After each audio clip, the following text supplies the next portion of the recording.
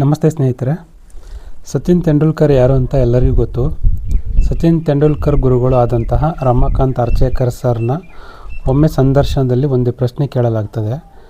ಸಚಿನ್ ತೆಂಡೂಲ್ಕರ್, ವಿನೋದ್ ಕಾಂಬ್ಳೆ ಇಬ್ಬರು ನಿಮ್ಮ ಹತ್ರ ಬ್ಯಾಟಿಂಗ್ ತರಬೇತಿಗೆ ಬಂದರು.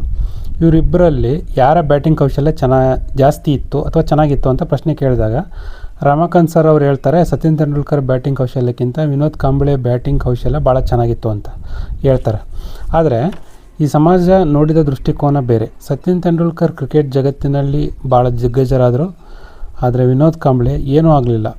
ಕಾರಣ ಏನು ಅಂದರೆ, ಸಚಿನ್ ತೆಂಡೂಲ್ಕರಲ್ಲಿ ಕನ್ಸಿಸ್ಟೆನ್ಸಿ, ಡಿಸಿಪ್ಲಿನ್, ಹಾರ್ಡ್ ವರ್ಕ್ ಭಾಳ ಇತ್ತು. ಇದನ್ನು ರಮಾಕಾಂತ್ ಸರ್ ಹೇಳ್ತಾರೆ. ವಿನೋದ್ ಕಾಂಬ್ಳೆಯಲ್ಲಿ ಕನ್ಸಿಸ್ಟೆನ್ಸಿ, ಡಿಸಿಪ್ಲಿನ್ ಇರಲಿಲ್ಲ ಅಂತ ಅವ್ರು ಹೇಳಿದ್ದು.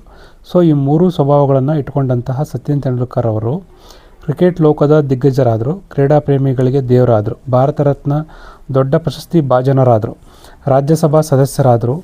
ಸೊ ಇದರಿಂದ ನಮಗೆ ಅರ್ಥ ಆಗೋದೇನೆಂದರೆ, ಹಾರ್ಡ್ ವರ್ಕ್, ಕನ್ಸಿಸ್ಟೆನ್ಸಿ, ಡಿಸಿಪ್ಲಿನ್ ಅನ್ನೋದು ಟ್ಯಾಲೆಂಟ್ನ ಬೀಟ್ ಮಾಡಿ ನಮ್ಮನ್ನು ಮುಂದೆ ತಗೊಂಡು ಹೋಗ್ತದೆ.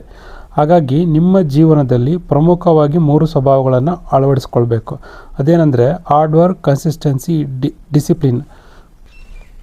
ಈ ಸ್ವಭಾವಗಳು ಯಾರಲ್ಲಿ ಇರ್ತದೆಯೋ ಅವರು ಸಾಧನೆಯನ್ನು ಮಾಡ್ತಾರೆ ಮತ್ತು ಸಮಾಜದಲ್ಲಿ ಗೌರವಕ್ಕೆ ಪಾತ್ರರಾಗ್ತಾರೆ. ಸ್ನೇಹಿತರೆ, ಈ ವಿಷಯದ ಬಗ್ಗೆ ನಿಮ್ಮ ಅಭಿಪ್ರಾಯವನ್ನು ಕಮೆಂಟ್ನಲ್ಲಿ ತಿಳಿಸಿ. ವಿಡಿಯೋ ನೋಡಿದ್ದಕ್ಕೆ ಧನ್ಯವಾದಗಳು.